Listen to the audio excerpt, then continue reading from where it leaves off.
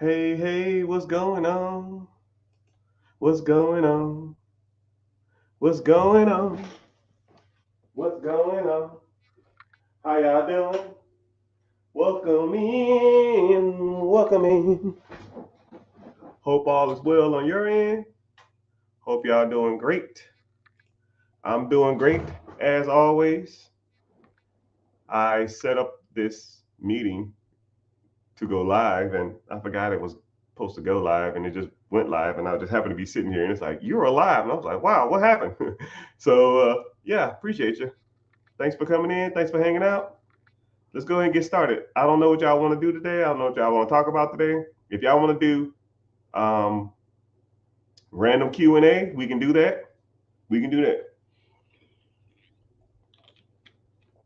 Uh, I got a couple people popping in questions right now. So 2 tiers, 1 bucket, truck it. Let's run it. I'll do random Q&A and I'll give y'all some subjects afterwards if we want to go that route. So for those who don't know, Mr. Richard here.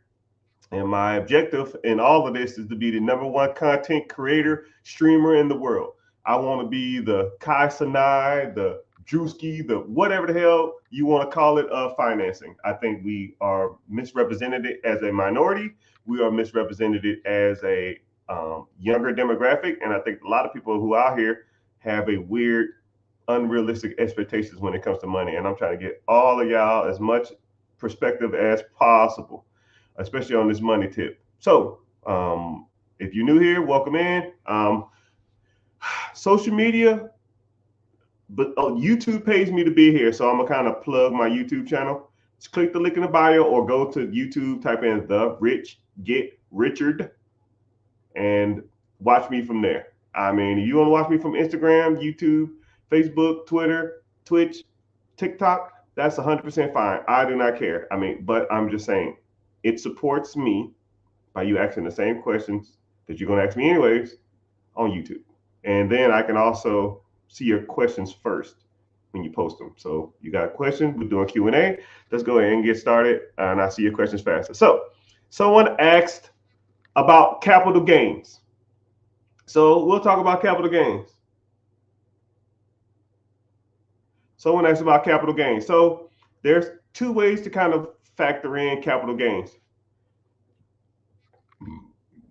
when it comes to investing. You have simple interest and you have compounding interest. Simple interest is if I make it 10% a year, it's just 10% on my principal. So if I put in 100, year one, I make 10%, that's $10. I still got the 100, now it's 110. Then I make another 10, then I make another 10, then I make another 10, then I make another 10. That is simple interest. Then you have what's called compounding interest. That means your 10% turns into 110. So now it's going to be 11, then it'll be 12, and it'll be 14, then it'll be 18, then it'll be 25, and you constantly are getting interest off the compounding interest. You can set up accounts like reinvesting accounts. You can set up brokerage accounts to where you take it your interest and you pay yourself the interest, and then the interest starts drawing interest. And once that big ass snowball effect happens, it starts rolling down the hill, and nobody's going to stop that unstoppable force. So you got to pay capital gains tax on any profit. So one of the tricks is to never take profit. Just keep your money in the account, and everything that draws interest, you just keep it in the account and just keep it rolling like that. But I don't know how much detail you want me to go into about capital gains tax, but that's kind of a capital gains. That's capital gains on stocks. You got capital gains on real estate. You got capital gains on selling of stock. You got capital gains on business. I mean, if you want to go into deep dive on all of them, I probably could, but just let you know that capital gains is when you have something and you sell it and you're making a capital money gain profit. So when you make profit, you're gonna pay some capital gains tax. And there's ways to get out of it. Real estate, there's ways to get out of it. Businesses, there's way to get out of it. And stocks, there's way to get out of it too. I kind of gave you one and said that you get out of it by not taking profits. But there's other ways out of it too. Not taking profits and then taking loans on your portfolio. Because debt is non-taxable, people. If I have $1 million worth of stocks and I sell those stocks, I pay capital gains tax on that $1 million. If I have $1 million worth of stocks and I take out a portfolio loan at 80% of the value of the stocks, I get a check for $800,000. It's a loan. Loans are not taxable. That is debt. Debt is not taxable. So I take $800,000 debt free. I got to pay it back. I don't know what the interest rates are currently, and I don't know what your payment would be, but buy something that makes money, and what makes you money will pay off the loan. Rocket science, people. I swear to you, sometimes this is rocket science.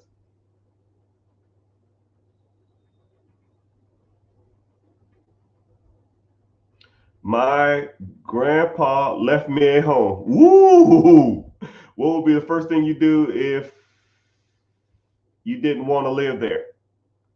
Like, okay, you got some options. You could do one or two things. You could do a few things. One, you could just sell it, and then you gonna have to. You can just sell it, and then or you can keep the house, refinance it, and then rent it out, and keep the property for life. Get a property manager to manage it for you. Now they can do all the work, or you can. Yeah, well, those are kind of all two options you got, but you do have options though. You can, I guess, yeah, I guess you can refinance, or you can just not refinance and just keep the property and just rent it out, and not have to worry about any more debt, and just whatever you make from that be a profit every year. That's a free paycheck for the rest of your life if you think about it. But I don't know how much the house is worth. I don't know how much if it needs work. I don't know the extent of it. Typically when people inherit houses, they're typically are bad off. They're typically need some kind of cosmetic or renovation. So I don't know how much renovation or work it needs. But there are entities and programs out there that you can get loans for those type of entities and get money to fix it up. But I don't know the property. I don't shit. DM me, I'll buy it. I'll tell you what it's worth. I'll tell you how much it costs to fix it up. And then if you don't want to do all of the work, just sell it to me. You sell it to me like an investor like me. So let me know. Shoot me a DM if you're interested. That goes for anybody on here too. If you have a property for sale, just shoot me a DM and say, yo, I got a property. But like I said, I am an investor, and investors got to make money. It's got to be worth their time. If it's not worth their time, then you're wasting my time.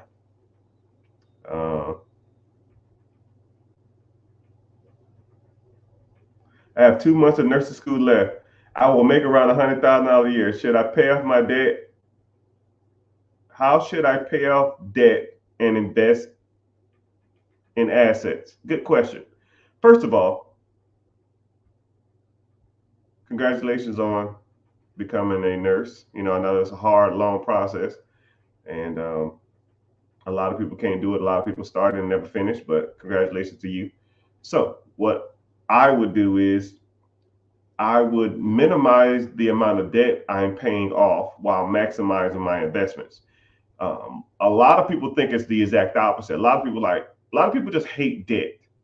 First of all, I don't know how much debt you got, but a lot of people just hate debt. They just like, I hate debt. I don't want debt. Everybody has debt. Think of any person that you know or even heard of, they more than likely got debt. Dave Ramsey, who's Mr. Anti-Debt, has some form of debt. I don't give a damn what he says. I don't give a damn what he told you. I don't give a damn what you think. He has debt. Bill Gates has debt. Warren Buffett has debt. Mark Zuckerberg has debt. Elon Musk has debt. I have debt. You have debt. The difference between successful people and rich people and middle class and poor people is that we don't focus on debt. We focus on buying stuff or assets that produce us income. Okay? Let's say if you had, I don't know, let's say $50,000 worth of debt, and you like, man, I want to pay off this $50,000 as fast as possible. You take the 50,000, you take half, you got to make $100,000 a year. You take $25,000 a year and you pay it off fast as you can. You're paid off that debt in 2 years. Okay, that's cool and all, but why don't you just pay the minimum amount on the debt while you're building up your portfolio. You take that money, you invest it, and now that money is going to be making you money. And then you take that money and then you buy something that makes money. So let's say if you saved up $50,000 instead of paying off the $50,000 worth of debt, and you went out and bought a business, $50,000, 10% down. That's a $500,000 business. Now let's say the business is producing $175,000 a year cash flow to you. The first year you make 175, you take the 175 of profit. Now you pay off the debt. Now essentially, you pretty much went to school for free because you didn't use any of your money to pay off the debt. You use the income from a cash flow producing asset like a business to pay off the debt. And then once the debt is paid off, you still gonna be making money. If you just paid off your debt fast, you just don't have any more debt. You're not making any money. You just ain't got no debt. Would you rather have debt and income or no debt and no income? I'll wait. Of course I know the answer because that's what I do. That's what we do. That's what I'm trying to teach y'all how to do, is to use debt right. Use debt and leverage debt to get ahead. Don't just take debt and just try to pay it off. It's a loser's game. And I see it all the time. People do it all day long with credit cards. They swipe their credit cards and buy clothes, shoes, cars, rims, grills, Gucci, Louis, all this other kind of shit. And then they take their earned income, the money they went out and worked for, and pay off the debt. And then once the credit card or whatever gets caught up again, they repeat the cycle. Then they go on vacation on credit. They buy a car on credit. They buy jewelry, clothes, shoes on credit. And they're constantly chasing debt now, paying the minimal payments, can't get out of debt because their credit cards have exceeded damn near what they make. And a lot of people just don't understand that's the wrong way to go about it. You shouldn't do it like that. You should buy things that make you money. Businesses, storage units, Airbnb, cars to put them on Turo, vending machines, gas stations, donut shops, coffee shops, restaurants, whatever.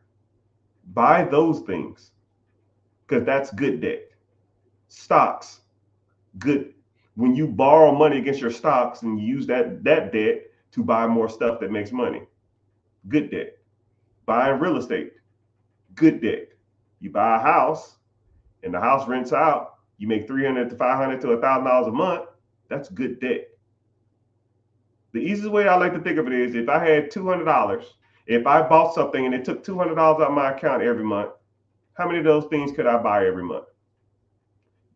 I'll even say you bought something and whatever you bought took out $1,000 out of your account every month. How many of those things could you buy? Right? I'll even do it like this. I won't even say buy. I gave you something, right? I'll say this pen. I gave you this pen. And as long as you had this pen, it took $1,000 out your account every month. How many of these pens could you have? Most of y'all no more than 5. You'll be underwater. Most of y'all probably 2 or 3 of these. 1, 2, maybe 3, you're done. 5, some of y'all 8, you're done. This pen took $1,000 out your account every month. How many of these could you have? Probably none. Now let me flip the script. Now I gave you this pen, and now this pen puts $500 in your bank account every month. How many of these pens could you have?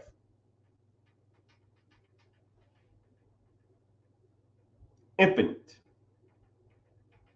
The difference is good debt puts money in your pocket. Bad debt takes money out your pocket. They're both debts. The pen is the same. One pen just produces income. The other produces debt. Get the right pens in your hands. You guys are messing up every day. Get the right pens in your hands. Simple as it gets. What's the best business to buy? I think I just explained this earlier. Asking a person what the best pen to buy is like asking a person what's the best type of food to eat. Some people love McDonald's, some people hate McDonald's. Some people love Dairy Queen, some people hate Dairy Queen. Some people love chicken, some people are allergic to chicken. I don't know. And when people ask me what's the best business to buy, you have to factor in what you want to do. Let's say if you like to camp. No, you know what? I'll use this analogy. Let's say if you are a cat person, you love cats, you love animals. Would you want to buy a pet grooming business? Probably, because you like animals. Now, me, you couldn't give me a pet business because I hate animals. Not hate, they're just not for me. Cats, especially. Bad experience when I was 12 years old. I'm not going to get into it.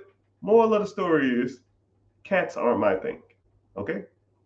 So I don't want to have a pet business.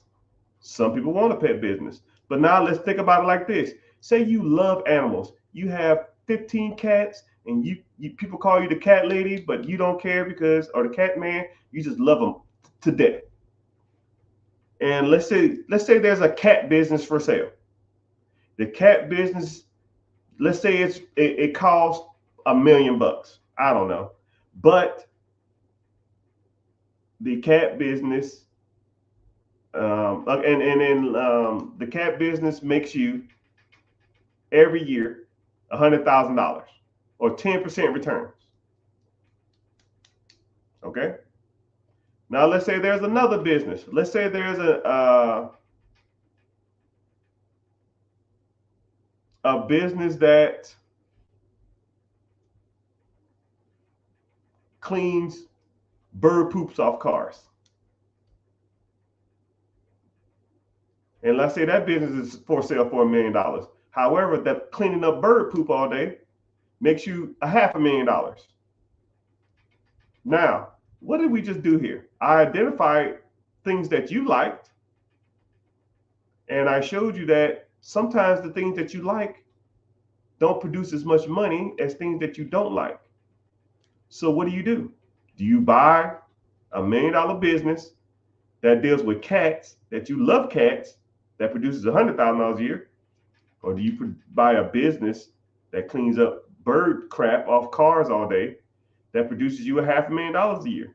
Do you want the money, or do you want the satisfaction of dealing with animals all day or doing something you love? So when people say to me, what is the best business to buy? I just gave you a scenario that I kind of related towards the average person. And those are the type of things that you need to weigh out. Those are the pros and cons of looking at businesses, because I don't know what you like. Would you want to clean bird poop all day? No. Okay, well, I would for $500,000. And that's the difference. Because some people want to follow their passions. Some people want to follow their profits. I don't know you from a can of paint, sir or ma'am. I'm here for the money. I'm not here for a long time. I'm here for the right amount of money, though. I'll tell you that damn much. So, yeah. So, what's the best business to buy? It's really depending on what you're into, what you want to do, and what's in your area. What's your comfort level? Because I know people that want to buy $5 million businesses first off the rip. And I know some people that are terrified to borrow $100,000 for a business. I don't know. Because when the rubber start hitting the road and you start learning how this stuff works and you start seeing opportunities in your area, and then you start reaching out to sellers, you start reaching out to owners, you start reaching out to brokers, and then They say, yeah, this is available. We can owner finance you. We can have this deal closed in 5 weeks. You say, okay, cool. Let me do some due diligence, and I show you what to look for. I show you how to cross the T's, dot the I's, and then you start doing the numbers. You say, yeah, I can make this work. And then you get damn near a week before closing, and everything looks good, and you're like, whoa, whoa, whoa, whoa, whoa, whoa, whoa. I don't know if I'm feel comfortable with this. This is, I know, this is $100,000, this is $1 million, this $5 million, this $10 million. I don't know if I can do this. I'm scared. And I get that shit a lot. People say, yo, man, we going too fast. Hey, I'm at the mercy of you. You want to buy a business? Cool. You want to buy real estate? Cool. You want to damn, not execute? That's on you. I don't care. Right? I did my job. I gave you all the information you needed. I connected you with the sellers and buyers. I told you about the process. I connect you with the money. I connect you with the down payment. I worked on your credit. I worked on your business credit. I worked on your business structure. I work on the all of that shit. If you renege after that, that's on you. You got to start executing. That's the difference between winners and losers. Can't get stage fright. You can't hesitate. You make the best financial education decision at that moment, and you roll with it. And if it don't work out, or it don't work out as you thought, adjust. About as simple as it gets, people. How do I feel about capital venture investing? It's okay. Not my thing. I don't really do like the startup thing. I don't really try to build stuff from the ground up. I'm kind of old fashioned in my beliefs. If I don't know if it's going to make money tomorrow, then I don't invest in it. About simple as it gets. I mean, I've got pitched hundreds of opportunities. I don't know if any of them been successful, but I've been pitched a lot of things. Do I know it's going to work out? No. So I don't do it. Even if it sounds like the greatest thing in the world. Hell, I've even had ideas that I wanted to take to the market. But like I said, I just don't invest or put my money in places where I'm not guaranteed or I'll get some kind of result back. I just I don't give a damn what the upside is. That's just my personal opinion.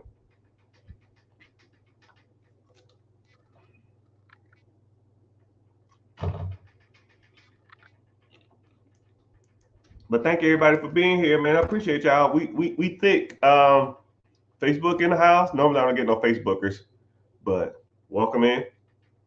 Go ahead and say where you're from. Go ahead and leave a comment. I like to see where people are checking in from. Twitch is always in the house. I got like 10 followers on Twitch, and it's always just one random person in here. I don't know. Hey, what you doing? Tell me where you from. Instagram was a little thick, but we thinning out. But it goes up and down. It fluctuates. TikTok always doing good. Twitter, no Twitters, but it's all good. I'm not here for the clicks. I'm just here to post content. So if you're here, you're here. If you're not, you're not. But I do appreciate you being here. If you want to support the channel, just go to my YouTube and watch from YouTube. Click the link in the go to YouTube, type in The Rich Get Richard, and you'll see me live. Or just click the link in the bio. And if you want to sign up for the free class while you're in the link, I have a free webinar coming up. We talk about buying businesses. We talk about buying rental properties. We talk about raising capital.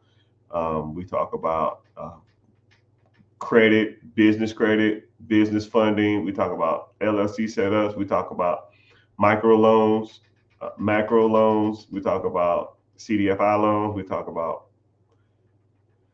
SBA loan, SBA 7A, SBA Express, SBA 405s. We talk about a lot of different stuff, and it's a lot of free game in there. So just come through and just start hanging out with people that are like-minded and want to learn how to further their financial future, because there's a lot of misinformation out here. I think comically 99% of people who talk about money don't know what the hell they're talking about, right? And you are more than welcome to ask me anything about finances. If I don't know, I will look it up. And if I won't try to sugarcoat it or beat around the bush. I've just been doing this a long time, and I don't. Um, I'm not the expert at everything, but I have tried a lot, because that's one thing about me. If I have time and opportunity. So a lot of y'all don't have the time because y'all are busy, or a lot of y'all don't have the means or the capital to inject in some things. So one thing about me, man, I sit around all day and I just look at money and do money things, right? So anything that somebody says, yo, could work, I've tried it. And statistically, a lot of the stuff that people are talking about, it doesn't, right? Anything that they say can make ridiculous numbers or get rich soon or any of that crap, it generally don't work. You got to put your money in something conservative, put your money in something that's longevity, and just let it ride. And put your money statistically where old rich white people have been putting their money for years. Not trying to make this about race, man, but if you want to talk about financial wealth in America, it ain't black people. It ain't the minority of people, right? So if you really think about it, right, I'm not even trying to make this about race, but two tiers, one bucket. Fuck it, we here. If you look at where the majority of white America puts their money, it's in the stock market. If you look at where the majority of um, Asian people put their money, it's in businesses, right? How many Asian restaurants you seen ran by black people or white people? No, they're run by their own. You know, where do the majority of Middle Eastern people put their money at? They typically own a smoke shop, a gas station, a subway, something to that extent. So business ownership, or even a hotel, real estate.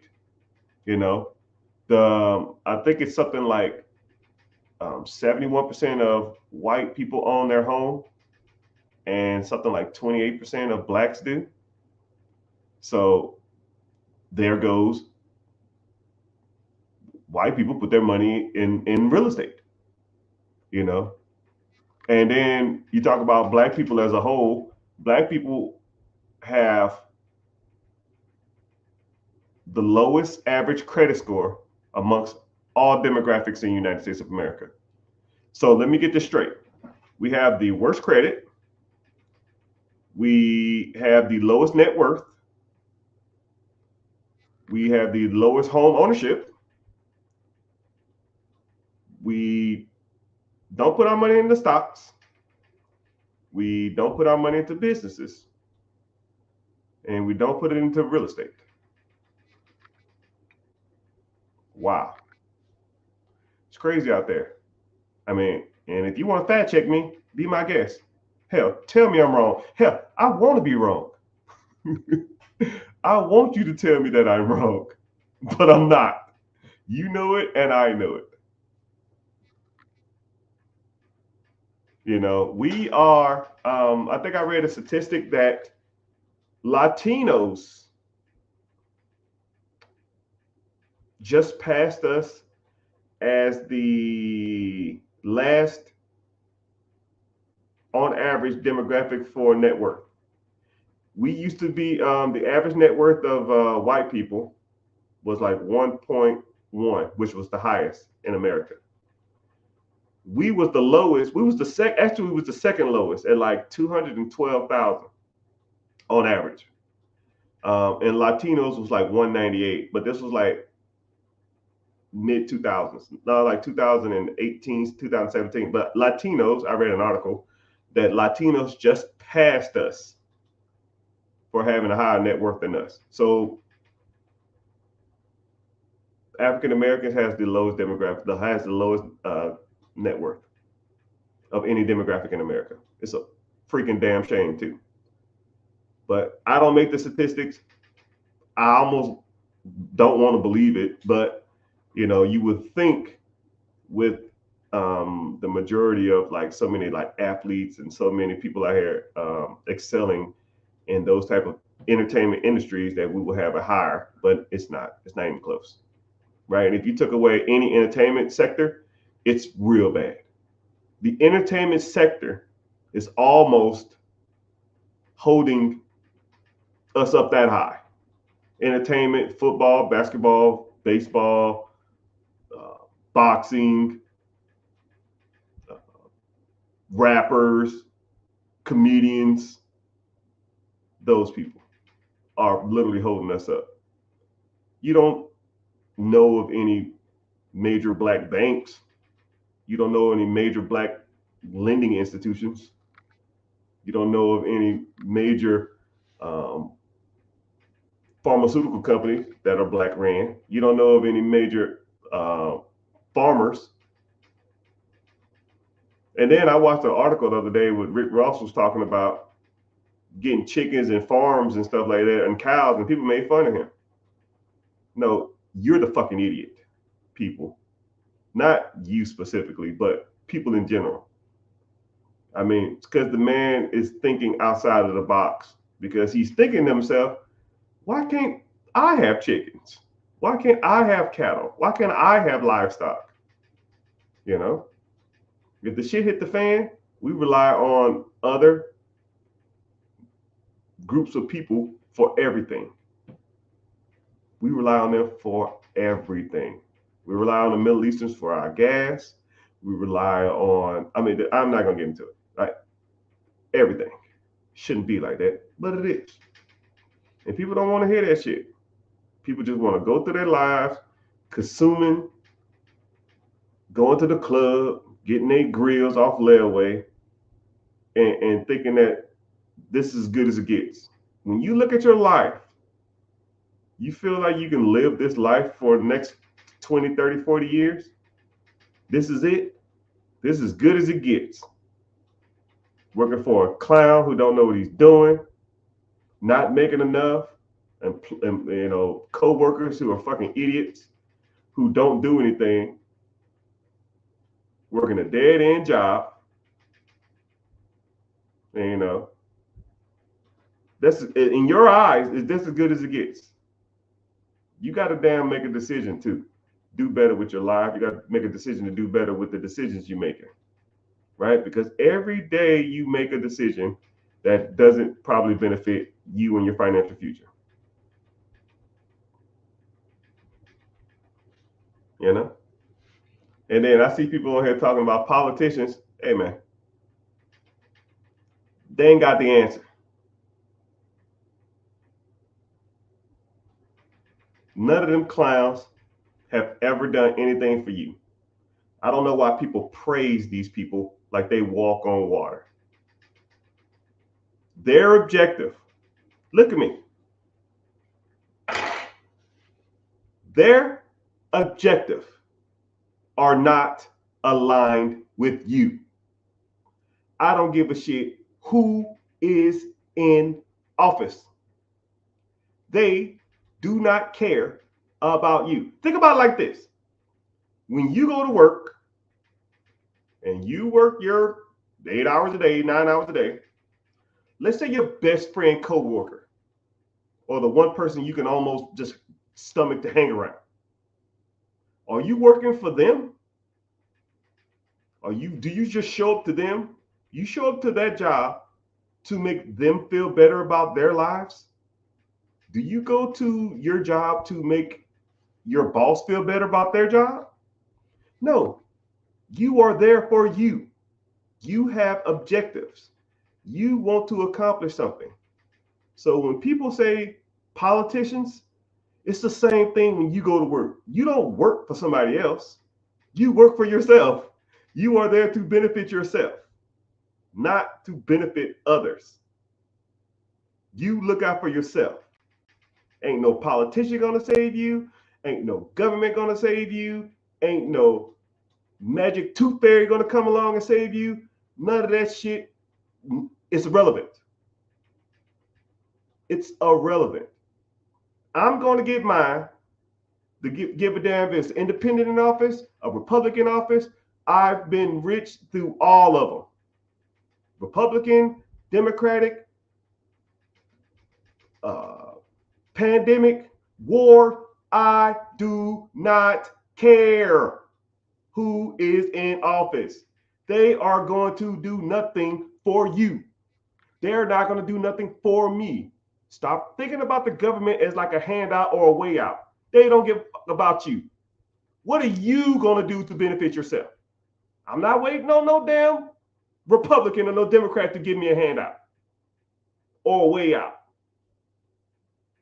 I'm not relying on no IRS to give me no tax refund. I'm not waiting on no damn Obama phone or any of that shit. What are you going to do? You, Y-O-U, going to do to better your financial future? Well, if this politician, fuck that. Did you eat out today? Did you eat out this week? Did you eat out this month? Okay, why don't you eat at home? Did you go out to the club this week? This month? Did you take a vacation this month? Did you take a vacation this week? What the fuck that got to do with a politician? What's that got to do with anybody? What's that got to do with your mama? What's that got to do with your dad? What's that got to do with your brother? What's that got to do with your kids? You chose to do that. And instead of taking that money and investing it, you spent it on dumb shit. You got your hair done, you got your nails did, you got your fucking designer clothes, you bought a Hellcat, you paying your BMW payment, you watching Netflix, you got a new iPhone, you got a new Galaxy, because you want to be the coolest person at your job.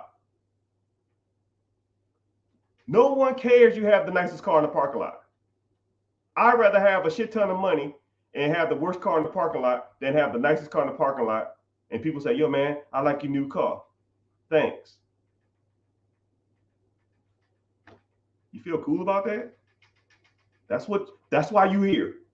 That's why you go to work, you commute an hour a day, sit in a cubicle or sit in a damn in front of fries or sit on the phone or sit in front of a desk for 8 to 9 hours a day, just so you can tell people, so people can tell you that's a nice car. Hey, I like your shoes. That's why you're doing it.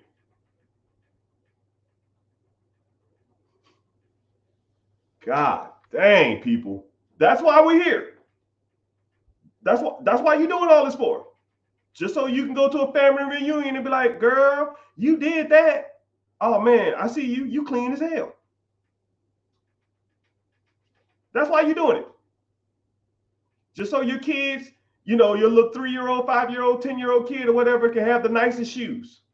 Oh, I never had anything, so I got to give them everything they want. So that's why we buy $200 shoes for our kids. Because last I checked, none of my friends when I was a kid liked me because I had $200 pair of shoes. Actually, I never even had a pair of $200 shoes. Honestly, my best friend, me and him was poor as hell.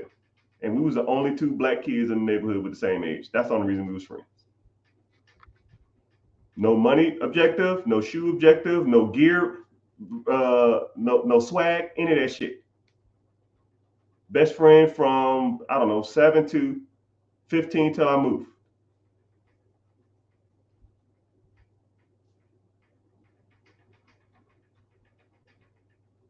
Y'all priorities are AFU. All fucked up. You are prioritizing the wrong things. You put jewelry on layaway. You put clothes and shoes on layaway. You lease cars that you can't even afford. You buy cars that you shouldn't even have. Some people will buy a newer car just because they've gotten the rat race and assume that they have to spend their money. I already allocated $700 a month for this car. So when I pay this one off, I'm gonna just go get another one. Listen to what you're saying. What's wrong with the car you got? I just want something new. How about a new house? How about a new brokerage account? How about a new investment account? How about a new rental property? How about a new business? You know, and this is what's crazy, right? And I hate talking about myself, but I'm gonna put y'all on a mindset that a lot of people can't fathom, and people couldn't fathom this when I was in the military. So anybody who don't know me, anybody who knows me, I did 22 years in the military. In my 7th year in the military, about eighth or ninth, my 8th or 9th year in the military, I was rich. I was a millionaire on paper. And I would like leave my bank account statements out every once in a while, or I'll be logged into an account and someone will overlook me because we're computers in the military are out in the open. You can't just sit there and sneak stuff. Sometimes it just be open. And they was like, "Yo, bro, you got a lot of money." I said, "Yeah." And they say, "Yeah, you drive a piece of shit to work." Yeah. Why don't you go get a new car? You can afford it. And I said, "Well, when I'm done with the military, I never want to call anybody sir or ma'am or answer to anybody ever again in my life. I want to wake up and do what I want to do every day for life. And a car will never give me the satisfaction that waking up and telling everybody in the world to fuck off will." There ain't a watch, there ain't a piece of clothing, there ain't a grill, a necklace, a house, a car, none of it that could ever, any of it, never give me, that will ever take away the fact that now I tell anybody, fuck off. If I don't want to be there, I will not be there. If I want to be there, it is my choice. Now, if you can go tell your boss, fuck off, I'm not coming in today, be my guest. I was actually giving my kids a lesson earlier. I said, if you didn't have to go to school, would you go? And it was like, man, that's crazy. I never really thought about it like that. Same scenario. If you did not have to go to work tomorrow, everybody's done that scenario here. Here's $5 million right now. Boom. Would you go to work tomorrow? $5 million wire transfer to your account right now. Would you go to work tomorrow? If the answer is no, then you need to be working towards that goal every day. Every day. Not working towards impressing people who don't give a damn about you, not working towards paying off bullshit ass debt, not working towards any of that other shit that the world and society has told you. Your objective, if you choose to accept it, is to be your own boss. And I made that commitment when I was homeless, didn't have 2 nickels to rub together, couch surfing, sleeping in my brother's car, sleeping in my brother's on my brother's floor, or sleeping in his closet. I told myself, I will never be broke again. And every opportunity I get, I'm going to use to better my financial future. Every. When I started making money, I didn't go out and buy new cars. I didn't go out there and buy the latest and greatest bullshit. I bought assets that produced me income. I bought rental properties. I started buying businesses. I started, working on my credit, started working on my business funding. And people see you driving a piece of shit to work, and the first thing them idiots say is, you can afford a new car. Why don't you get one? Because my objectives are not for cars. My objective is to tell the world, you. I don't want to do that. And every day I was in the military, I hated it. You know how hard it is to be worth like a couple $1,000,000 still answering to people that are not as smart as you? Driving a piece of crap car every day, knowing that you can buy any car in the world and drive that shit into the parking lot? You know how hard that is? It takes sacrifice, people. You got to give something up.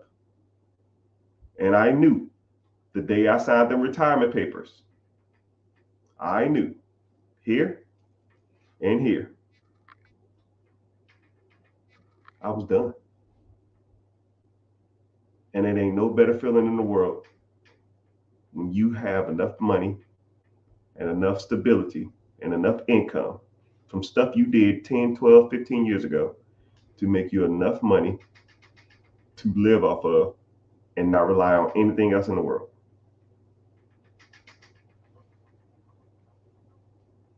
It's low-key kind of boring though. You wake up, you check your assets, you check on your businesses, you talk to your managers, you talk to your property managers, you talk to your GMs. 15 minutes later, 20 minutes later, maybe half an hour later, so I'm done. I do that shit right here or from my cell phone. And you got to understand that there's people out there like me who started from nothing. They started from so wherever you are financially, you can do it because you are not as bad as me. There's no way. I joined the military, toothbrush. I had a toothbrush, the clothes on my back, $20,000 worth of debt. No, $12,000 worth of debt from my parents and my sister, $20,000 of debt worth of student loans. So I was about negative 30 something thousand dollars worth of debt. And I borrowed $7 from a good friend of mine so I can get one meal to get me to basic training. My first 2.5 years in the military, my paycheck was $1,000 a month. Now, if you're worse off than that, then it's bad for you. But if you're making more than $1,000 a month with $30,000 worth of debt and $7 in your wallet, if I can do it, then anyone of y'all can do it. And that's why I teach you. But I got to give y'all some mindset stuff too, man, because a lot of this stuff, you probably feel like you're trapped or you can't get out the rat race or everything's too much. That's bullshit, man. You're just spending all your money on bullshit. People say, man, I live check to check. No, you don't. I can look at your finances in 10 minutes and tell you everything that you're spending your money and junk on. First of all, I'll even give you some guidance. Go to your accounts, search the term reoccurring. Everything that's reoccurring on that account, that is not your house or car payment, get rid of it. But I need Netflix. Sacrifice. Well, I got Hulu. Sacrifice. My kids like Disney Plus. Sacrifice. If I'm telling you what to do and you justify it, especially once, maybe twice. Maybe twice. A third time, I'm like, I don't think I can help you because I'm telling you the basics. I'm telling you the basics, and you can't even do that. Well, I need Netflix. Okay, cool. You need to stay broke. I need Hulu. No, you need to stay broke. I need to get my nails done. No, you need to stay broke. I need to get my hair did. No, you need to stay broke. I need this $100 haircut. No, you need to stay broke. I learned how to cut my own hair because I couldn't afford haircuts. I haven't paid for a haircut comically 20 years. I ain't got no hair now, but I haven't paid for a haircut in 20 years because I knew that haircuts was a waste of money. Even if I had hair, I still wouldn't pay for haircuts. When I did have hair, I didn't pay for haircuts. I taught myself how to cut my own hair.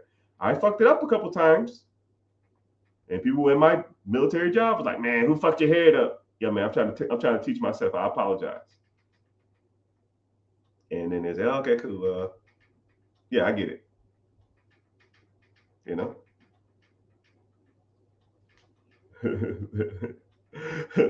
Sacrifice. Someone said the hand wave sacrifice. Sacrifice.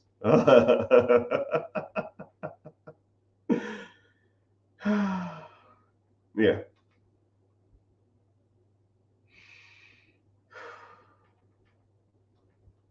All right, cool. Let's get to some questions. I feel like I ran it too much. Damn, I was on a rant. I hate ranting. Some people like when I rant though. I mean, some people like when I do that type of stuff. I don't like to, but sometimes it makes me upset when I tell you what you need to do and you give me excuses because successful people don't like excuses. You know, real quick story. I was watching Suits. I'll put on like when I'm like working or typing up a proposal or I'm doing something. I'll put on like TV series that are supposedly pretty good. I watched Suits. One of the lead lawyers in Suits. Every time the associate lawyer makes an excuse or he apologizes, he cuts him off. Like it's almost like he don't want to hear it. And a lot of people don't pick up on that. Successful people hate excuses. And we feel like, and also too, we hate apologizing. There's really never a good excuse to apologize for anything, especially if you're trying to better yourself. Hey, Mr. Richard, I tried to cut off all these bills. I cut off like 7 of them, but I kept one because don't worry about it. Cool, let's move forward. You see what I'm saying? Like, don't apologize, right? You're if that's the way you want to do things, we'll just adjust. If shit hits the fan, we adjust. We don't make excuses and we don't complain and we don't really apologize for our actions. We just deal with it and just go from there. You know, if you don't want to cut the cord from some things, that's fine. Let's work with what you got. And if I say, yo, man, it's bad, you need to start doing certain things, and you still want to do it, then that's where I have a problem. You know, someone said I appreciate the rants. The rants are cool. They're okay. Someone said, bro, here dropping gems. Nah, I just speak from the heart, man. I like him because he almost beat up Ludacris. Man, Ludacris. Me and Ludacris got into it at the Super Bowl game. For anybody who don't know, uh, yeah, man, I'm done with Ludacris. What's the difference? But there's a difference between consumer debt and generating revenue via debt. Ooh, yeah, Mr. Harvey. Yeah, man, that's one of my favorite shows. I watched it once, and then later on in the seasons, it got weird. As soon as the I can't think of the younger associate. Whenever he went off the show, um, it wasn't as good. And then Meghan Markle left the show too because of her royal duties. I think he was like their dynamic was so good, and then he left the show, and then it was like, man, this just sucks now. But and then him and Donna got together, which whatever.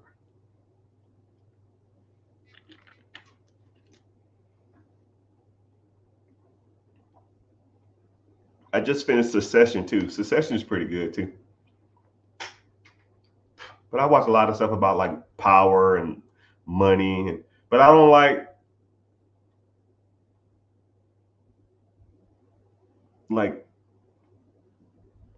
I'm not gonna say ghetto money stuff. Like that's not my thing. Like The Wire and like Power and that type of stuff. Like it's like illegal money. I don't like that type of stuff. I like real money, right? I don't need like drugs and shit. Like I don't know. It's not. It's just not me. It's just not good. It's not, to me, it's not relatable, right? I can think of, you can give me 3 ways how to do something illegal, and I can give you 5 ways how to do something illegal. You know what I mean? So it's just like, it's not relatable to me, right? I don't want to talk about drugs all day and rims and cars and chains and bullshit and guns and drop. That's just stupid to me. It's just not my thing.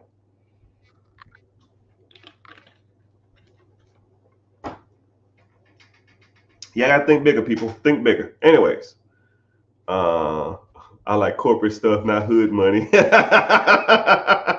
Power's pretty good. Hey, bro, I'll take your word on it. I'll never know. It's not my thing. It's just not my thing. It's just not my thing. Um, there's a difference between consumer debt. Yes, like I said before, if it takes money out your pocket,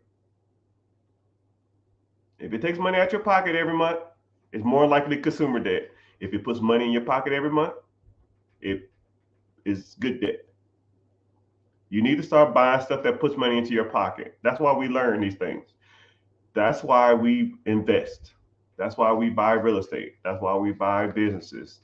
That's why we get business lines of credit, because business lines of credit don't even reflect on your personal credit. In that business lines of credit, you can buy things that produce your income. You can buy storage units. You can buy ATMs. You can buy vending machine routes if that's what you want to do, which I did for years, right? And so if anybody ever talk about vending machines, my vending machines was pumping money. I was done doing 60 grand a year on them damn things, but it was a lot of work.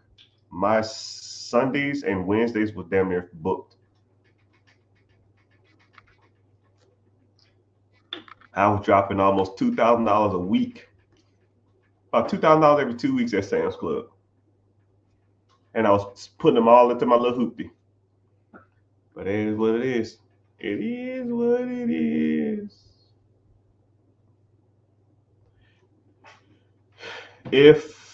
What if the debt is killing your credit? Can you still buy a business? Yes. So credit,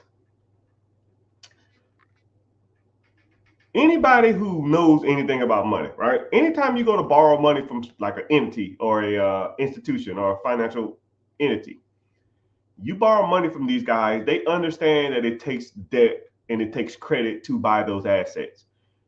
If I had 10 cars in my name, they'll say, okay, you got 10 cars in your name. That's $500 a car. That's $5,000 in payments a month. How are you paying for this?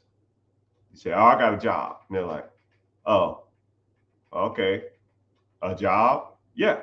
Okay, well, how can I help you? I want to buy another car. They're like, nah, get the fuck out of here. But if you had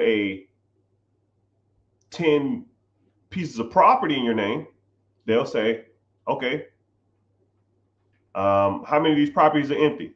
None of them. Okay, so you rent out them all? Yep. Well, how much money you make a month on these properties? I make $500 a month. So you're making $5,000 a month on all these properties. Yep. Okay, well, shit. Okay, you want another house? Yep. All right, here you go. You see the difference? If you buy stuff that makes money, then people will loan you money. Rich people know this, banks know this. They'll give you the money if you buy stuff that makes money. Now, if you go get a $5,000 credit card and you max the thing out, you go to the bank again and say, yo, I need another $5,000 credit card. They're like, okay, well, you got $5,000 before and you maxed it out. So maybe I'll give you $4,000 this time. You max that out. Cool, I need another $5,000. They're like, no, dog, you're done. Because you're just consuming with that debt. Now, if you use the debt to buy stuff that makes money, they'll give you as much money as possible. Because what y'all don't understand is banks' objectives is to make money. They're not there to be your friend. They don't give a damn about your kids' recitals. They don't give a damn about your car breaking down. They don't give a damn about your cousin in the hospital. They don't give a shit about that. Stop thinking these are your homeboys and stuff like that. The bank's objective is to make money.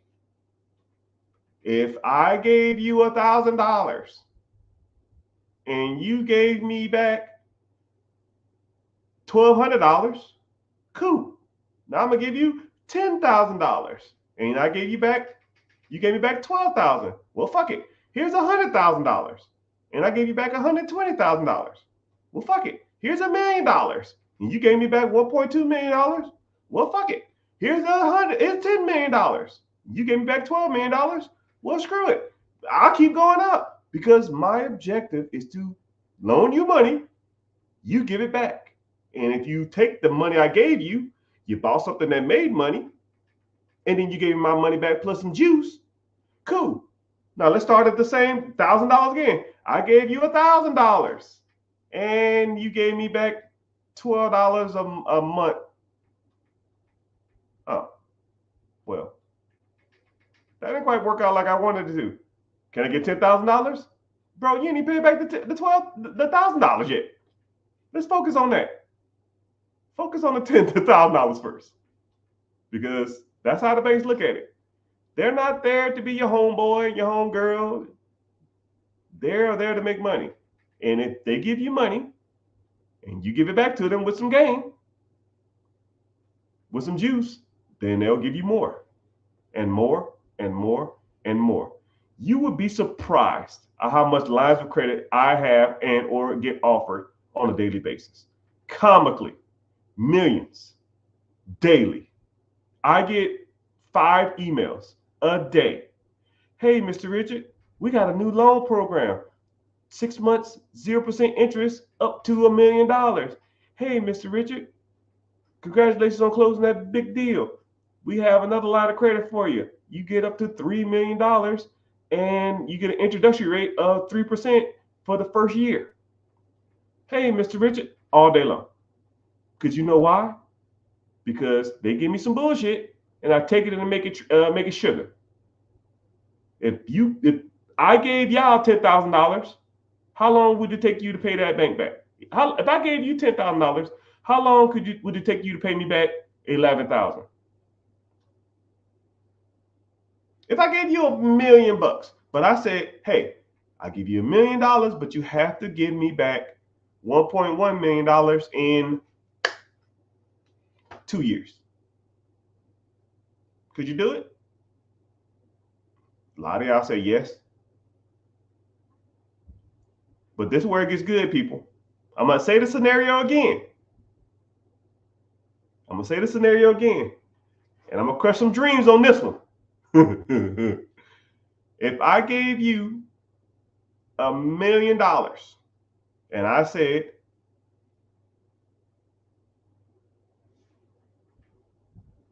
fuck it, 3 years.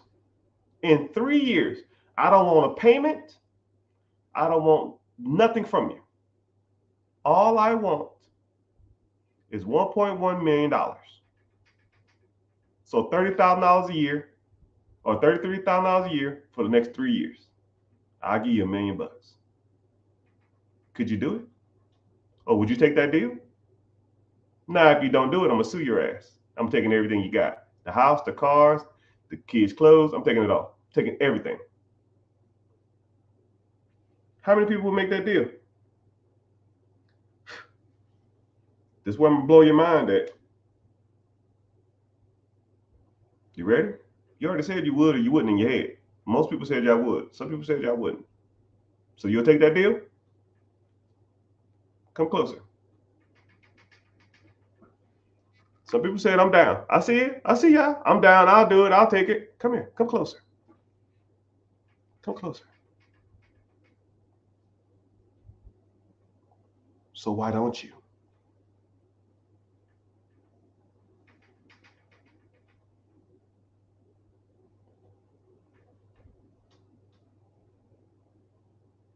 So why don't you?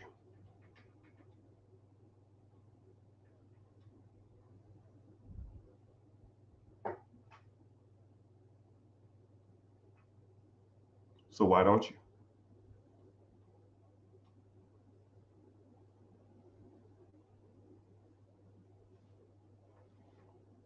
So what's stopping you? Go fucking do it. Banks have billions of dollars to loan. Billions. They offer me millions of dollars a day, daily. Go fucking do it. What's stopping you?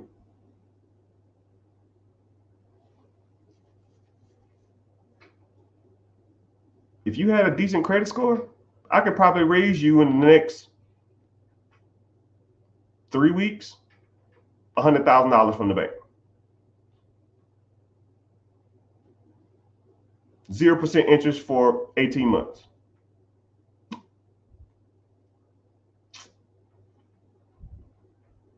Why don't you do that?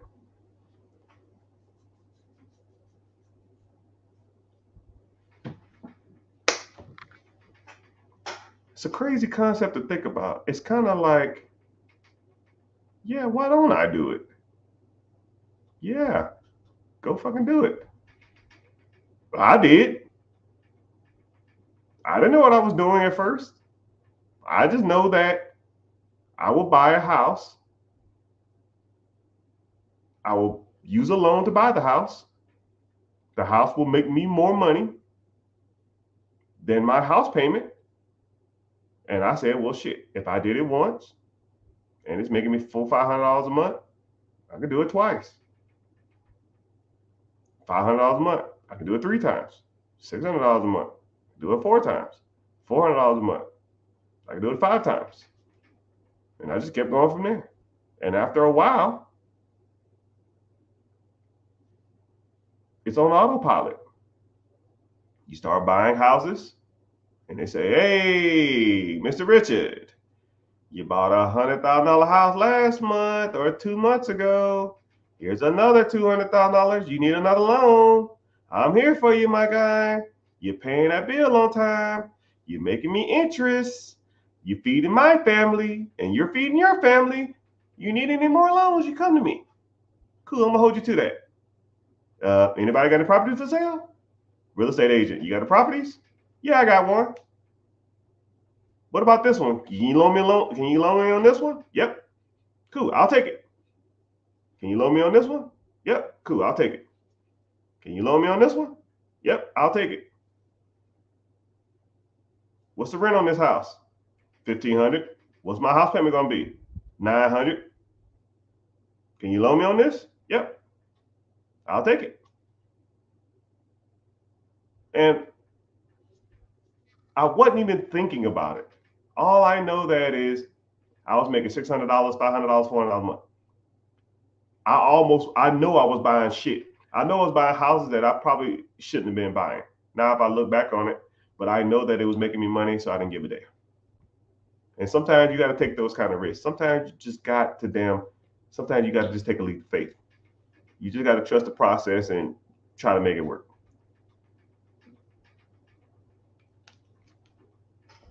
Somebody said fear. Yeah, that fear is no mug. That fear is no joke. That fear is rough. Fear of the unknown, fear of the uncertainty. But you know what's crazy about fear? This is what I'm gonna get deep on you.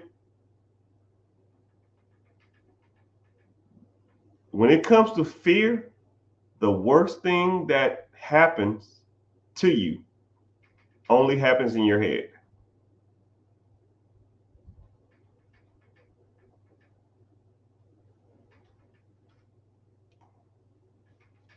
They generally don't happen in real life. It's all here. Woulda, coulda, shoulda. You know, like every scenario that people say, you know, I don't want to hear it. Right? Every scenario, everything bad that didn't happen to you has happened in your head. It rarely or ever happens in real life.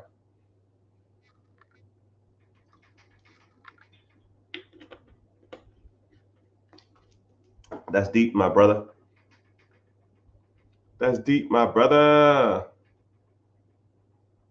I just need to get my I just need to get to my 615 to a 640. Yeah, I'm allergic to chicken. See, I knew somebody was allergic to chicken. I had a good friend of mine that was allergic to fish and chicken. It's crazy. It's like, and he was black. That's crazy. How do I use my HELOC to create passive income? Excuse me. Yeah, you can get a HELOC. You said HELOC, right? Yeah.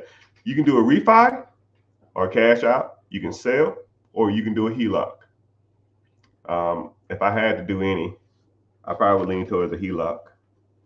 And then take the HELOC money and buy something that produces income. Right? You want to buy a business? You want to buy a piece of property? You want to buy some storage units? You want to buy vending machines, ATMs? You know, then you can go from there.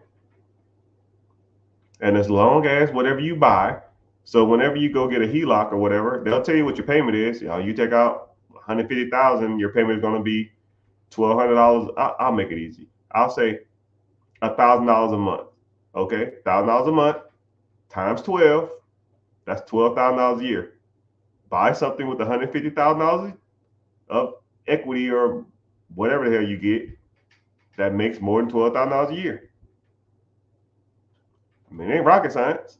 You bought a business and the business produces you $100,000 a year.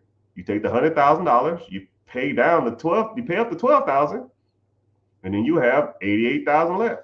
You take the 88,000, and a lot of people, this is where a lot of people don't understand debt servicing. If you took out a $150,000 loan on your house or something like that, a lot of people say, oh man, I got a $150,000 loan out. My payment is $1,000 a month. I'm going to buy this business. The business is going to produce me $100,000 a year. And then I'm not going to take anything from the business. I'm going to just pay off the debt of the loan. So year one, you don't make any money. You pay $100,000 to the loan. And in year two, you still making $100,000, but then you take and pay $150,000. You pay $50,000 towards the loan, so you want to make $50,000 year two. No. You're doing it wrong. You are working to service your debt. That's the wrong way to go about it.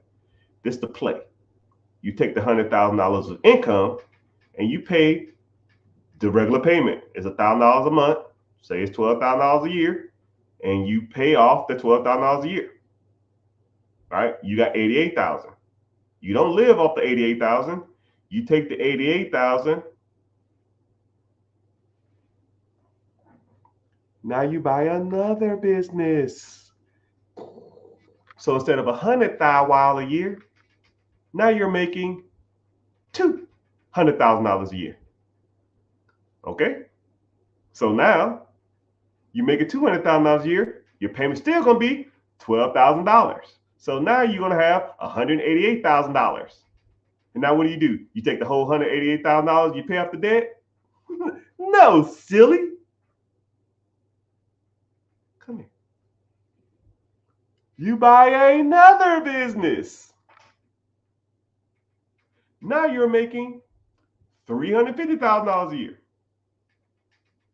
Minus your $12,000 a year.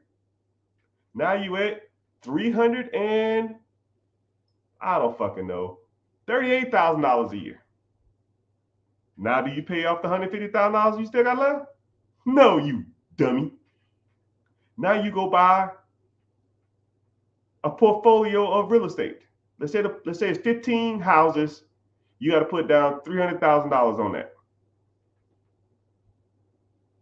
And your payment on them properties are $25,000 a month, but it produces you $35,000 a month. So now you're making an extra $10,000 a month on real estate. $10,000 a month, and that is an extra $120,000 plus the $350,000 that you're making from the 3 businesses you own. Now you are making $480,000 a year. You 4 years in.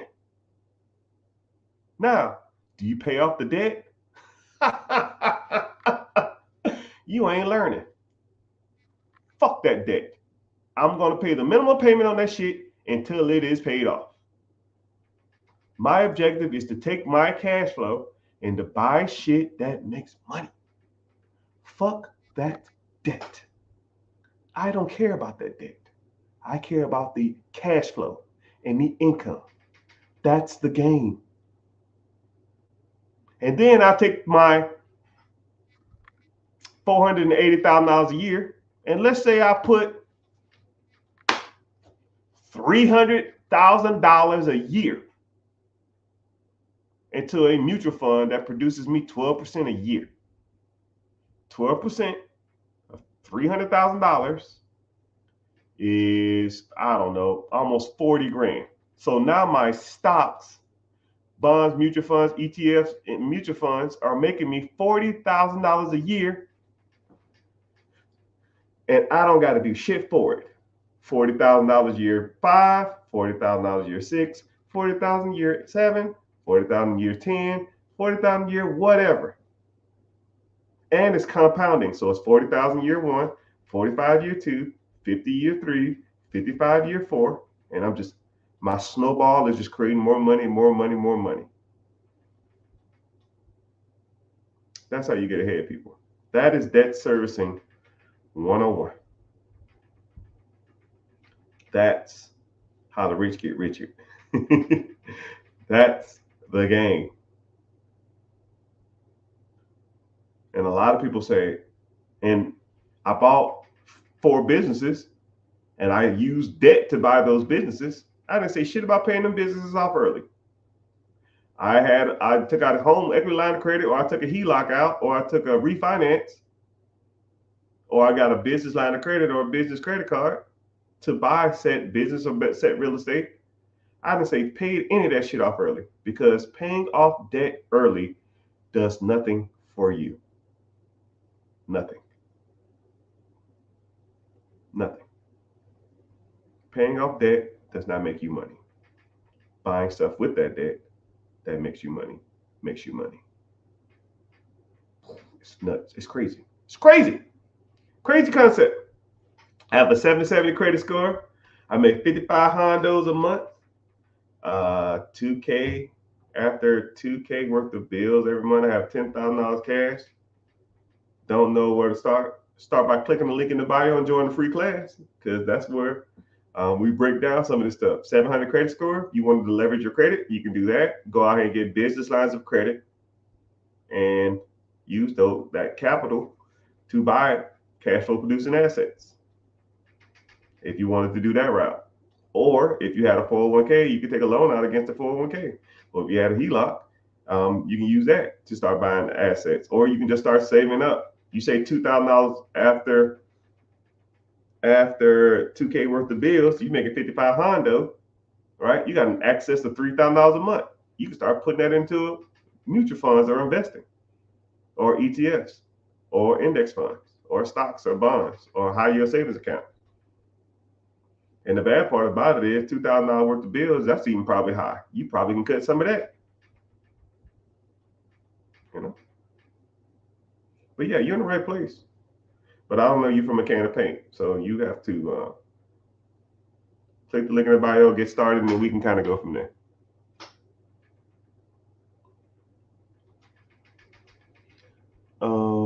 OROUS.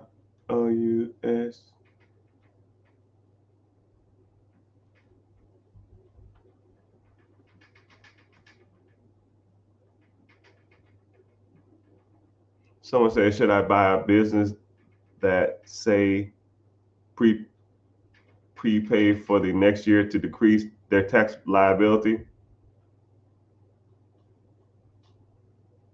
I guess. I don't know what I see what you're saying, but I kind of don't understand what you're saying.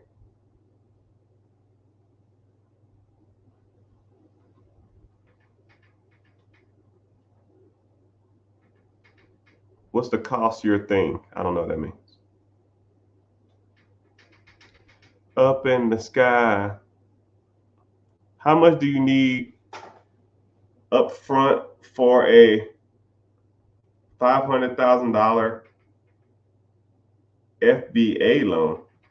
Oh, SBA. I thought it was like FBA, like you talking about, I hope you weren't talking about them damn Amazon fulfillment center. Man, hell no. Screw that shit. That's horrible.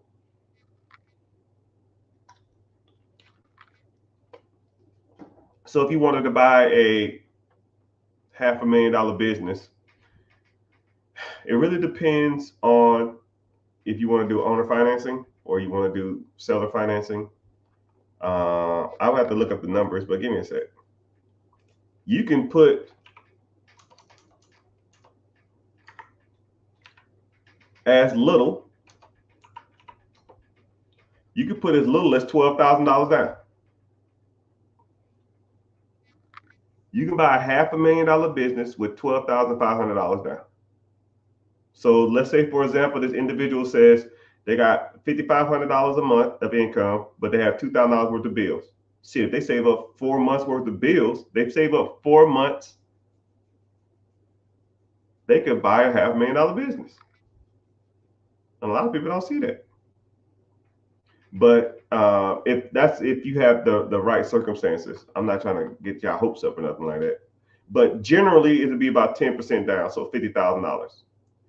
But you can negotiate the $50,000 down payment, but you got to negotiate with the owner. So the owner has to be willing to negotiate. But that's why we learn this stuff. That's why we learn how to negotiate with owners. If they want to sell their business, especially if it's been on the market for a while, you want to sell it, cool. You need to finance me. I need to finance my down payment. I got 15 grand. You put up the other 35. That'll make about 10%, and then we go from there.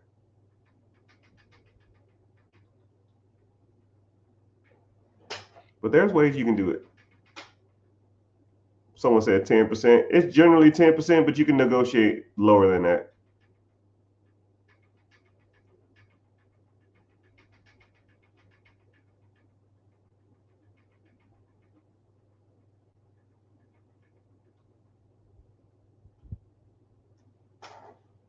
I'm a fan of DSCR loans, acquiring 4 to 8 doors, income producing real estate. Hell yeah. However, I will tell you this: your jargon is a little off. 4 units to 12 units is almost like saying I'm in the. I don't want to say that. I don't know. I gotta give you a good analogy. It's almost like saying I'm a professional athlete. I play baseball and I play soccer. I mean, it's almost like 2 different sports. 4 units is considered residential. Debt servicing coverage ratio loans are different for residential loans than they are for multifamily loans or apartments or commercial buildings. Commercial DSCR loans are 5 units or warehouse space or trailer homes and mobile homes and stuff like that. So that is its own thing. So if you're looking at units over five or more, that's a whole different DSCR. If you're looking for 4 and under, that's a whole different DSCR. When you say 4 to 8, it's throwing me off. First of all, second of all, 5 units to 13 units is the most sought out after real estate in the nation. 5 units to 13 units is the most sought out after real estate in the nation. Number 2 is 4 units. Number 3, 14 units to 25 units. 25 units to 100 units. Then 3 units. Then 2 units. Then 1 unit. It's the most sought out after real estate for investing, not just residential. I'm not talking about regular homes and stuff. When people want to invest, they feel like 5 units to 13 units is manageable. So the average investor, the average Joe is going to be looking for that. But a lot of mom and pops own 5 units to 13 units because they felt the same way. So investors are going after those markets. And they're easier to maintain, they're easier to upkeep, and there's an abundance of them. Not a lot of people out here scoping for 100 units. You know, a lot of people want to stick to something that's sweet spot. So that's where a lot of people tend to gravitate towards the 5 units too. And then everybody say, well, I can buy residential property. Why don't I just get a a fourplex? Why don't I get a quadplex? Rent out, live in one unit, and rent out the others. Yeah, I'm a real estate investor now. Yeah, you and everybody fucking mom in the world want the same damn thing because it's the second most sought after real estate. So just letting you know, you said 4 to 8 units. One, that's 4 units, second most sought after units. 5 to 8, 5 to 13 is the first most, right? But that's why we here, bro, right? We learning. We are learning. Instagram, I see y'all in there. How about y'all say something? What's going on? Y'all just sitting here sucking all the game out, sucking all the game out of me? At least say something. At least say where you're from. Say something. Say something. I'm giving up on you. So say, how many properties do I have? I bought and sold hundreds. Currently, I don't know, 70 something. I don't know. I don't even count no more, man. I don't give a shit. As long as it's enough for me not to go to my damn job or work a job ever in my life, I could give a damn about it. I could give a damn about it. How did you start making money?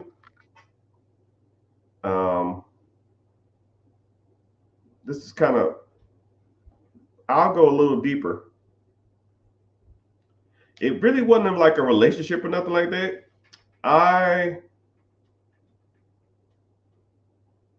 was in a bad spot.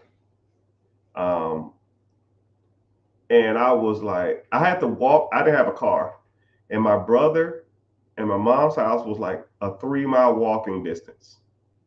And I met this one girl. It ain't really about a relationship, but it just work with me. I met this one girl um, at my brother's job, and she was super nice, super cool, and I was into her. And we just was talking, and then like she'd be like, "Yeah, you can come over," and I was like, "I ain't got no car." Or she'd be like, "Let's go out to the movies," and I didn't have no money. Or let's, you know, I could borrow my mama's card. You want to go and get something to eat? And I'd be like, "Yo, I ain't got no money." And like I had nothing. I was couch surfing, no money, no nothing. And I mean, we kind of just fell out because I would always make excuses on why I couldn't hang with her. Right? Nobody ain't trying to date a dude who's like couch surfing or sleeping in his brother's car. And regardless of how much chemistry or how much connection we had, it I couldn't do it. It just wouldn't work. And you know, you're young and dumb, and you just think to yourself, man, like how am I here? Right? Nobody's gonna want to date you. No one's gonna want to marry you. No one wants to ever probably be with you. And I beat myself up a lot. And I told myself, yo, Rich, you gotta do something, man. You gotta do something. It's this ain't it. You're never gonna find a spouse. You're never gonna find anybody want to be with you. You're not gonna like find a sugar mama or something like that. Nobody ain't scoping for no guy with no home and no job and no car. And you know, I kind of like not necessarily broke up with her, but we really wasn't dating, but we was really getting to know each other. And I just nobody wants to be with you like this. No one's gonna be with you like this. You have to be a better version of yourself to attract different types of people, and you have to want more for yourself. And um, I was walking home. Like I said, it was a 3 mile walk. And it was like one of those, you know how like you walk and it's like one of those perfect nights. Not a cloud in the sky. You can see all the stars. And it was like 63, 64 degrees, a little breezy. And you know, it's just like I just, you know, I don't know if you want to call it prayer or just call it like affirmation or just reaching out to the universe and just saying, I want more. I said, I can't do this, right? I just can't. I cannot live like this anymore. I was 23, going on 24. I literally had like $12 in my account. I didn't even have a checking account or a bank account. $12 cash. My clothes was at my mom's house, but I didn't stay there because I got kicked out. I didn't have nowhere to take my clothes. My brother had a 2-bedroom apartment. He had a roommate. I rarely saw him, but I would sleep in his closet or sleep on his bed when he wasn't at work. Me and his girlfriend got into it. So whenever she was there, I would go sleep in his car. And when you are so backed up against the wall, you have nothing. I would go to my brother's job, and he had things there. I can't really explain it. I'm not going to go into details, but I would do a little side hustle at his job to make money, and it would make me about $20 to $30 a day. And that's how I survived. I would walk to his job, and his job was like 5 miles away. I would walk to his job to make 30, 40 bucks and walk back home. And sometimes he'll be on the way home, he'll see me and give me a ride back to his house. And then I'll say, your girlfriend home? Say, yep. Say, okay, cool. I'll be in the car. And he already knew. He said, why don't you go to mama's house? I said, no, I ain't going there. Oh, I got a good friend. I call him or text him or whatever back in the day. Yeah, man, come pick me up. I got about a couple hundred. I got like $40, $50 or something like that from the hustle. I buy a couple groceries or something like that, and some Pop-Tarts and some bread and some milk and some cereal, and then just let me crash for a couple of days, man. Once you do that for so long, I was doing that for like 3, 4 months, 6 months. And then what was crazy is I would walk 5 miles some day to get that hustle, walk 5 miles to get that little hookup from my brother for that $20, $30. And some days it just didn't work out. Some days I wouldn't make anything. So I just walked 5 miles back home for nothing. Fuck that shit. Fuck that shit. I went to the military recruiter and I said, yo, as long as I don't fight no wars or blow motherfuckers up, I'll do whatever you tell me to do. I don't give a damn. I do not care. Get me out of here. Said, how fast you want to leave? I said, as soon as I sign this fucking piece of paper. He said, shit. You be on the first thing smoking out the damn. 3 weeks later, I was gone. I showed up with a toothbrush, my clothes on my back, $7. My best friend gave me $7. Hey man, you got any cash? He dropped me off at the damn airport. You got any cash? I might need to eat. Here's $7. If you're listening, sir, I owe you $7. But we'll call it even because you crashed my mama car. And you're supposed to pay it back, but she passed away before you knew it. She knew about it. So I guess that didn't answer your question. So how did I start making money? I told myself I'm never going back to that car. Right? I'm running around the track, getting yelled at by the instructors. TIs yelling at me, telling me carry sacks, carry this gun, run up this hill. And I had one drill instructor. His name was Holbrook. Holbrook looked me in my face. And when he was yelling at everybody, and you see people who come up from who ain't never been yelled at or never had any struggle, those people would cry and freak out, and he would yell at me, and I would just stone cold kill him. And when people wasn't around, he was like, and I was a little older too, you get the 18, 19-year-old guys, and I was 24.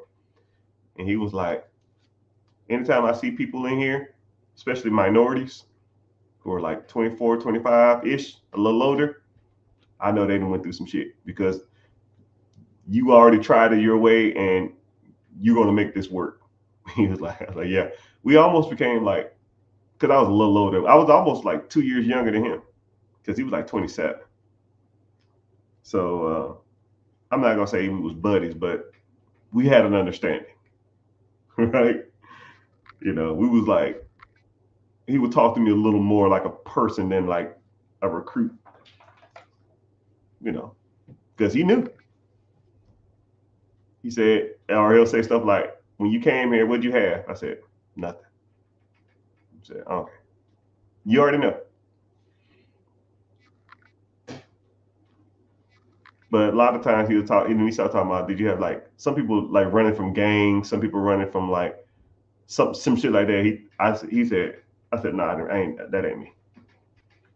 But I took everything I made in the military and I invested it. Everything. Someone said, I have a question. Ask the question. What's happened? IG? Y'all better damn get talking.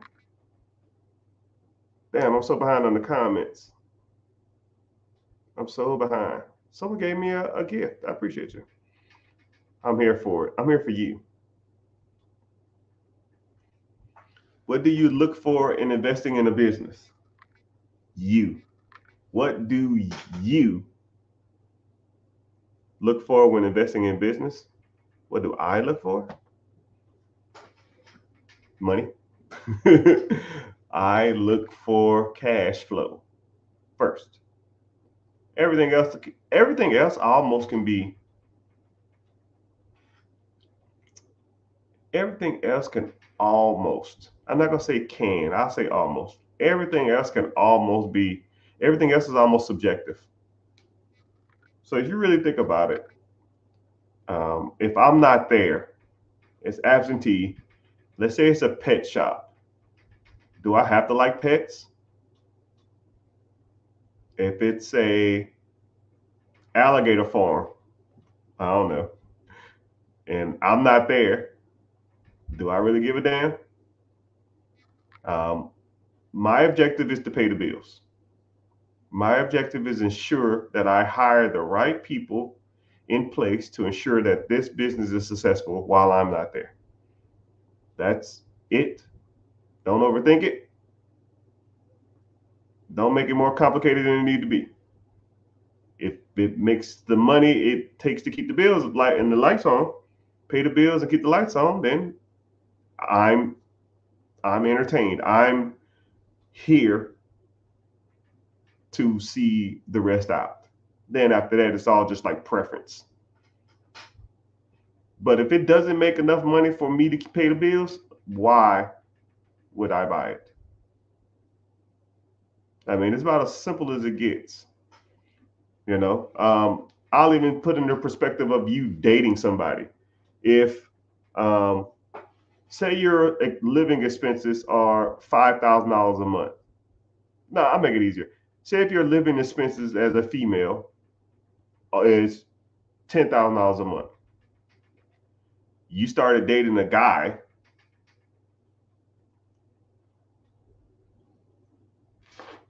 who is good looking, tall, funny, charming, all of it. Yet he wants to marry you and he wants you to quit your job. And he makes $3,000 a month. But your living expenses right now are $10,000 a month. Would you continue to date this individual? Or would you even entertain that person? As soon as you meet him and he's like, you probably not. What's up, Twitch? I rarely get people from Twitch in here. I see you. Would you entertain that person? Probably not. I don't give a damn how good he looks. I don't give a damn how tall he is. I don't give a damn how funny he is. I don't give a damn if he treats you like a princess. If your standard of living is $10,000 a month, yet he makes $3,000 a month, then you're not with it. Everything else is irrelevant. So now let's flip the script. You got you need $10,000 a month to maintain your lifestyle. Now there's a guy who's kind of shorter, not that good looking, kind of weird, kind of quirky, kind of geeky, can't dress, but he makes $50,000 a month. Your lifestyle is $10,000 a month. Will you entertain the tall guy who don't make shit, or will you entertain the short guy who's kind of not your type but makes 5 times as much as you want him to make? That's where the rubber hits the road, people. If it doesn't make you enough money to maintain your lifestyle, either you're gonna have to cut your lifestyle or find somebody else. And when you're looking at businesses and you're evaluating businesses, that's what you got to think about. You know, my lifestyle, I need to be making $50,000 a month. So I don't care if the business ain't something I'm into. I don't care if the business is not as pretty as I would like it to be. It produces the income I want, so I can work with it, right? And then you get these pretty businesses. Oh man, I want this coffee shop. I want this little boutique. I want this, I don't know, whatever. And it produces $3,000 a month. I ain't with it. So those are things that you need to start looking at. What kind of business am I talking about? I'm talking about just anything. Someone asked on TikTok about what type of business do I look for? What do I look for investing in businesses? I don't know. What other platforms are you on? Great question. I'm about to get off here in a little bit, but I'm streaming on Facebook. I'm streaming on 2 Facebook accounts, YouTube, Twitch, which we have a Twitch person, which I rarely get. I only got like 5 followers on that place. But Twitch, Instagram, 2 Instagram accounts, Twitter, and TikTok. But if you want to support me, watch from YouTube because it helps me out. It's the only channel that pays me to be here. So it's the same thing. It's just more support. So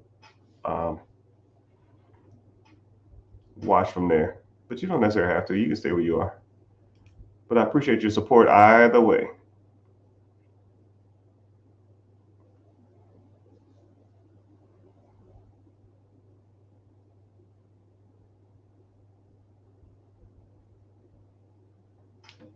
Someone said, I know people who cut grass for a living, making $100,000 to $150,000 a year. Yeah.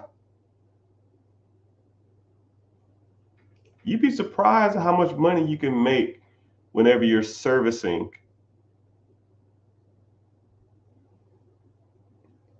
people. I kind of talked about this the other day, but I kind of talk about it a little bit more today.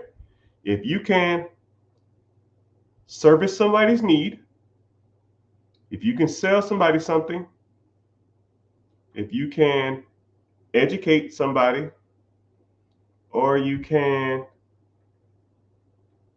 what is it? Servicing, sell, educate. I don't remember the other one, right? All basic forms of transactions revolve around those 4 things. All basic forms of transactions revolve around those 4 things. I thought about getting into HVAC. Don't think about it, do it. If I was you, I would learn how to go to HVAC school, probably 6 months to a year. I would do an apprenticeship. You're probably going to make $50,000 to $60,000 your first year. Then you bump up to about $80,000, $85,000 year 2. Year 3, you're going to be bringing in about $120,000. And then I would buy an existing HVAC company. So 3 years from now, you'd be writing your own checks. If I was you, if I had to start over again, it would be somewhere in that range. But or I would lean towards those areas because they make good money. They make good money.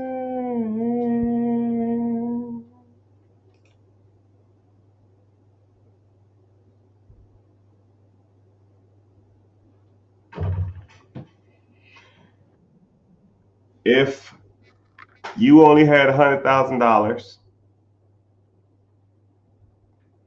hold on. Okay, I get it. Get off of here. Crap. If you only had $100,000, where would you put it? Shit, too easy. I will put it.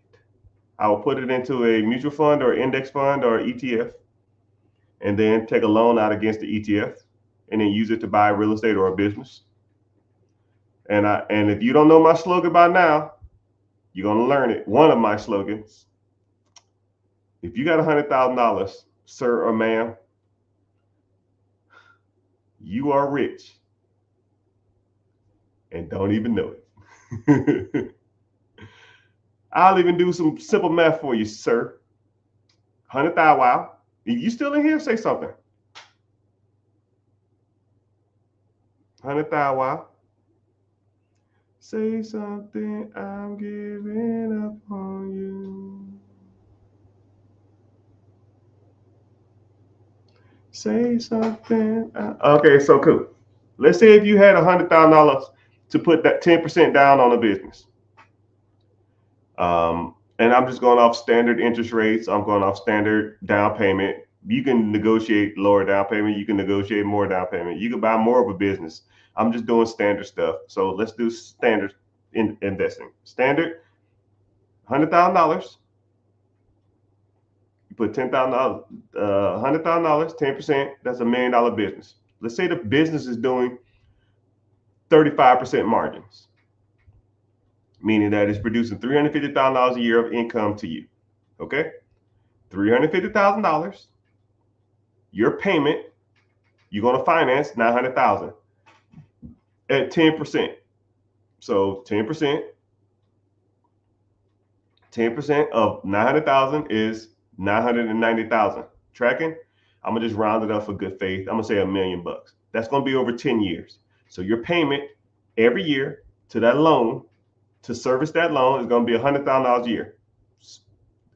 It's sixth grade math. Okay. You make $350,000 of cash flow. You're gonna have a $100,000 payment. So now you're left with $250,000.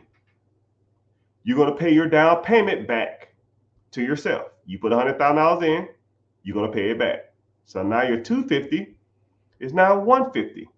So now you have $150,000 left of cash flow.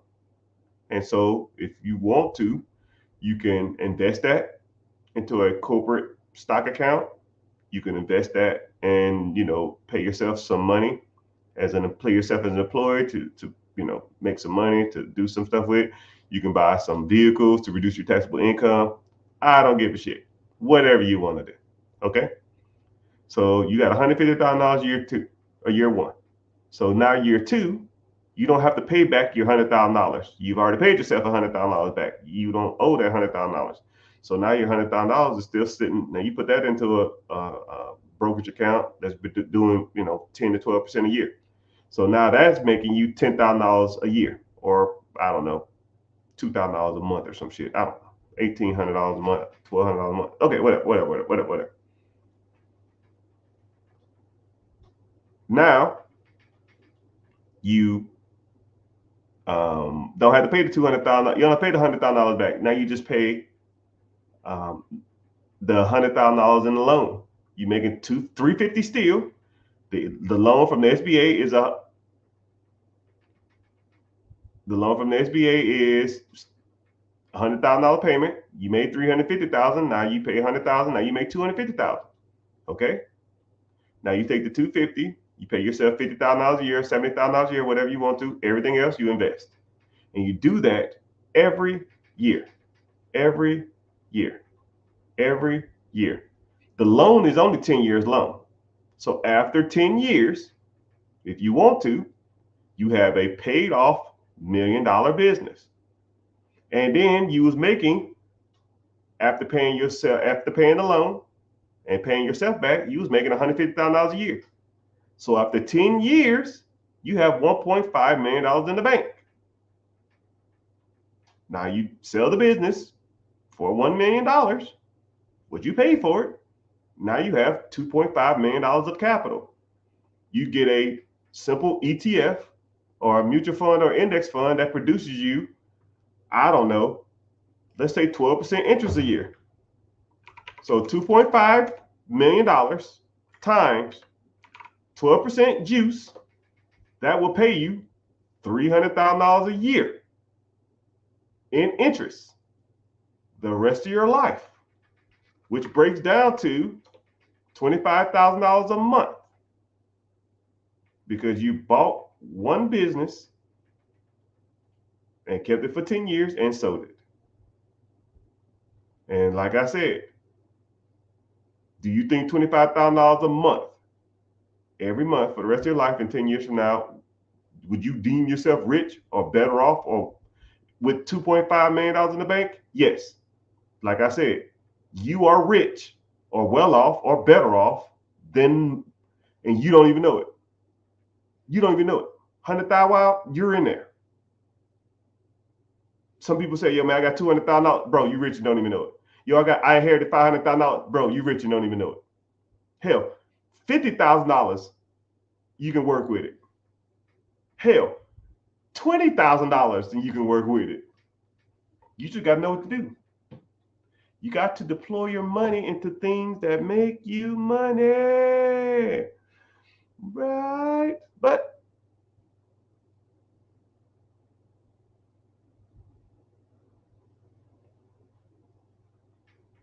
someone said, I saw my rant about Dave Ramsey. Man, about Dave Ramsey. Anyway, so social media hates when I go on rants. Social media hates when I exceed my 2-hour period. And it's almost that time. And I'll even end it with the guy I just started that with. He said, I got 100,000. He said, so where do I find these businesses? Better question, sir. How do you evaluate, find, fund, buy, acquire, scale, and sell these businesses? How do you buy?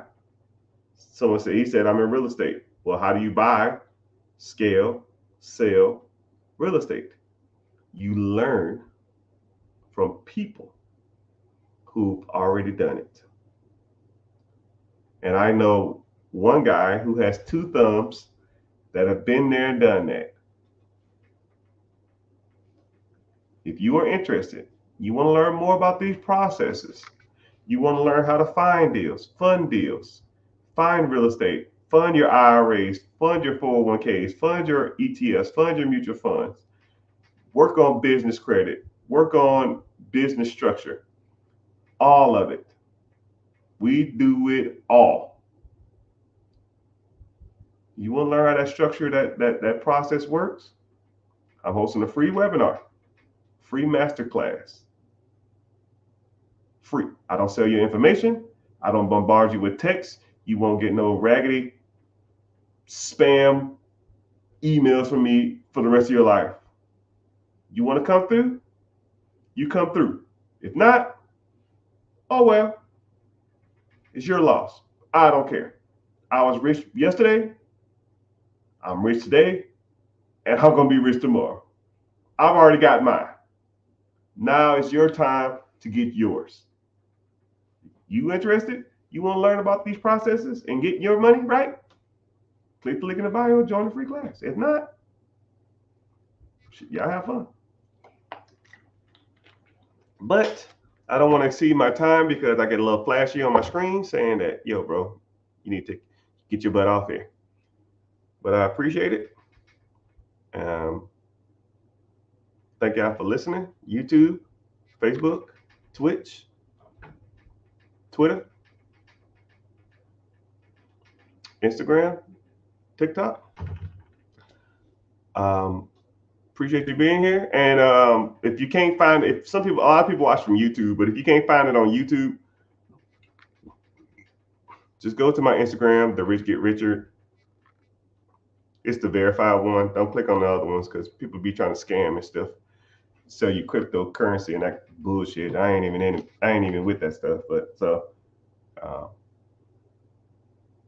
and if you have any questions, you want to learn more, just shoot me a DM and we kind of go from there, or just come to the free class and ask me questions there, and we go from there too. Say word, word. Appreciate y'all being here. Avida Zane.